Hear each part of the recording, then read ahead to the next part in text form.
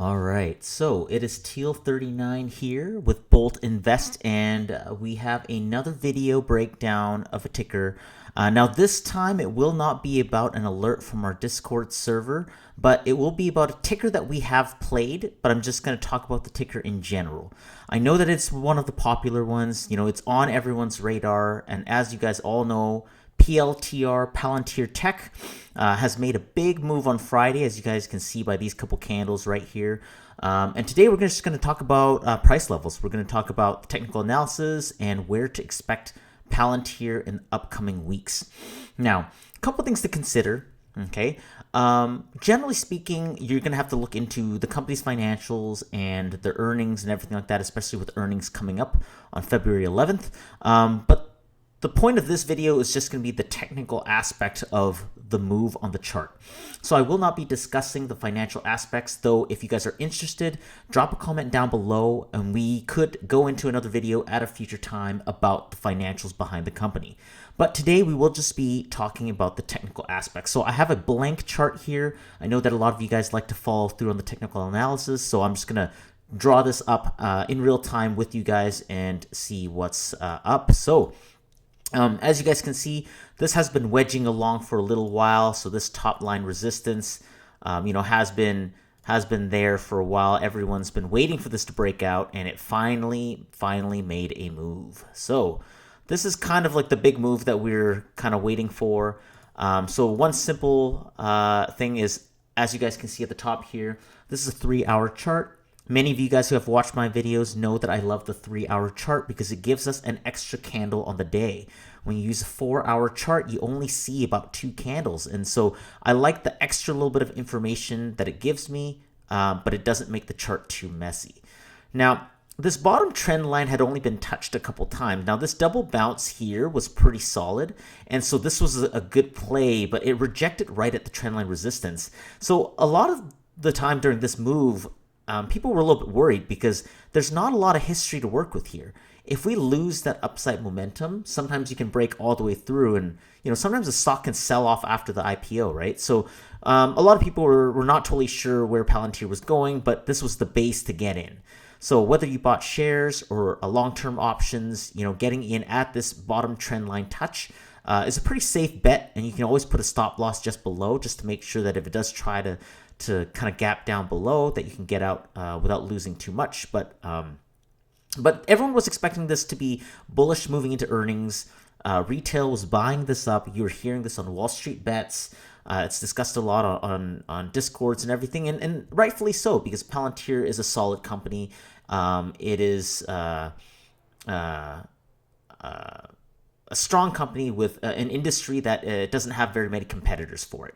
Okay, so with regards to the technical aspect, right, we can obviously see that this gapped up and tried to break that trend line again. Long wick on the top, it kind of broke down below.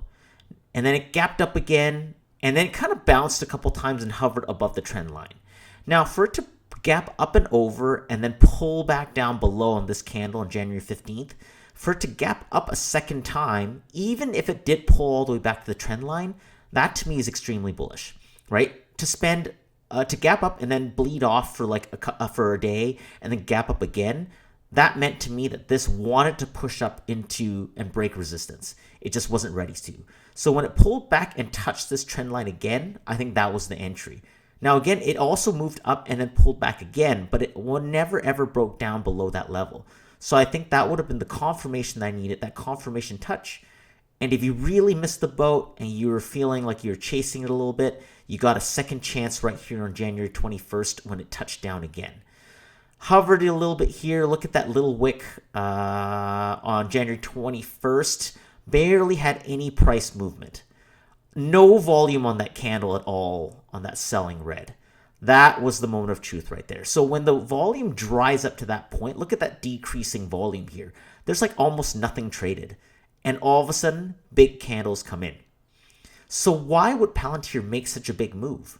There wasn't any sort of major resistance line in place, right? It wasn't like this all-time high resistance here. It wasn't off this peak. It wasn't even off this peak. Why did it bust through so strong?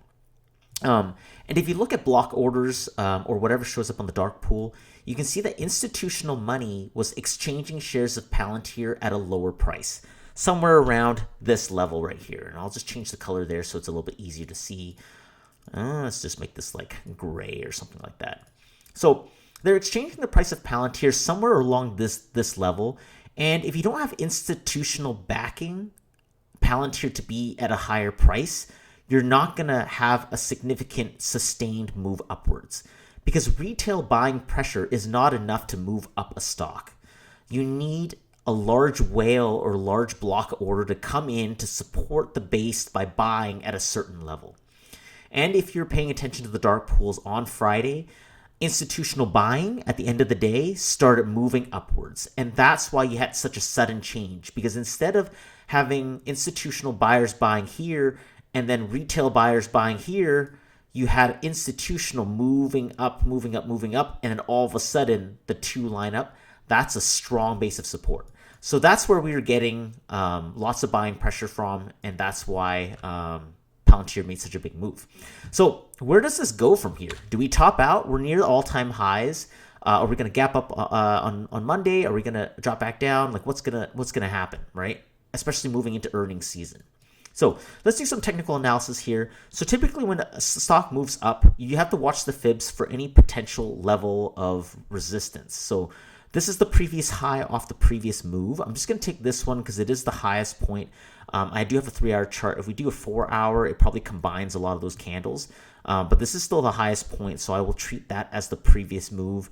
Though it wouldn't be wrong to necessarily take this one as well. But I do like taking the highest point of the recent few candles. So I'm going to take this wick here, and we're going to go from this wick, and we're going to move all the way down to the bottom of that red wick right there.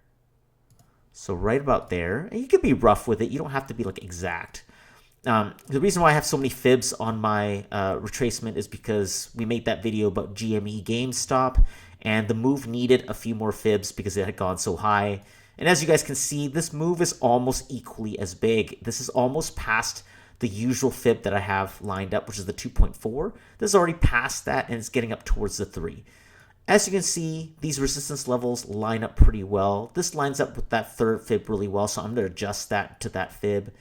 This one is at the resistance. It's kind of in between. The top of that wick is a little bit closer to that fib than the body of the candle is to the other. So I'm going to move that to be about that as a resistance. And here as well, I'm probably going to move that to be resistance because it fits the fibs. So again, we're looking for confluence, right? Confluence means when multiple indicators point you in the same direction. So I'm not trying to change the chart. I'm just looking for the strongest level of resistance. And if this ballpark range, I mean, this isn't wrong. I'm in the wick. I'm near the body. I'm on that candle. But if it lines up with a fib as well, then to me, that's going to support a little bit better and act a little bit stronger as a line of support or resistance. So we're kind of in no man's land right here, right? We're not quite at that target, and we're not quite, at this fib. So do we gap up on Monday? Do we keep pulling back? Like what's the move here? So ways to determine what the move is going to happen is I like to look at previous bounces, right? On a previous bounce, how high did things go? Now, I can kind of look at this bounce here, right, off of this kind of move up to right around there, and then compare that height. We've already hit that first target, that first resistance line, so I'm not going to bother with that one. This looks like a pretty big bounce, so let's take a look, and you can be rough with it. But see, I chart that line, and I'm going to move that line over, and look at where this takes us. This actually takes us past that last resistance line to a new all-time high. So I think if the market opens in the green, and we are actually gapping up right now, SPY is up 15 points, SPX is up 15 points, so we will likely gap up on a lot of tickers. I think moving into earnings season, a lot of the big tech is going to do well, Palantir included. So I think that I'm bullish on this week and moving into the upcoming few weeks. I think that we are able to either have a small pullback at the morning to kind of hit that 31.8 level for a good entry, and then we blast off again, or we just open, or the pre-market opens and we already gap up a little bit. And if we can make it past all-time high during the pre-market, then this won't even pull back. This is just going to take off in the morning. Okay, so I think in general, I think this is a pretty safe bet to kind of look at for targets here. Let's maybe do a little bit of analysis here, though. So I think that past these resistances, I think this is going to be a good PT1 here. I'm just going to chart that. Good PT1. PT2 is going to be right around there. And I think this is going to be a good PT3. So I do usually chart right on the fibs first, just because I do like to, I do like some confluence. So I will apply these to the fibs first and then try to make a move, or based on another bounce here to see where this could possibly go. So, you know, even a big measured move like that, you know, I could take that line and just to see if anything lines up, right? And if I kind of look at that sort of thing, that takes me well past. That's a little too big. That's from a previous move. I think a reasonable price target would be something similar. We can look at where it might pull back. So if we take away these fibs right here, let's take a look from this low to this high. If this rejects, I don't think this is going to reject here, but if it rejects right at that target, right at PT1, we could look for a pullback right around here. It could bounce around the 28, could pull all the way back. Now, because this would have to break below previous resistance and a previous peak, I also don't think it's going to go that low. So reasonably speaking, you know, I think if we make it to, PT3, and then we probably pull back to retest this level. So generally, I'm pretty bullish. I'd say you can probably find an entry on any dip here. If there is a dip at all, you know, like we're probably looking at a dip to 30 at the most before this thing starts moving back up again. But yeah, I think a reasonable PT target for this week and the upcoming couple of weeks will be about 36. I think that's very, very reasonable. And if they do better on earnings, or if there's some large orders that come in this week or next week, we could see even further upside into the high 30s. Overall, I am long-term Palantir. You know, I play options and stuff like that on it, but I do hold long-term stock in full disclosure. And so, yeah, generally, I think that this is going to continue to move up in an industry where there are very few competitors. So I am bullish on Palantir.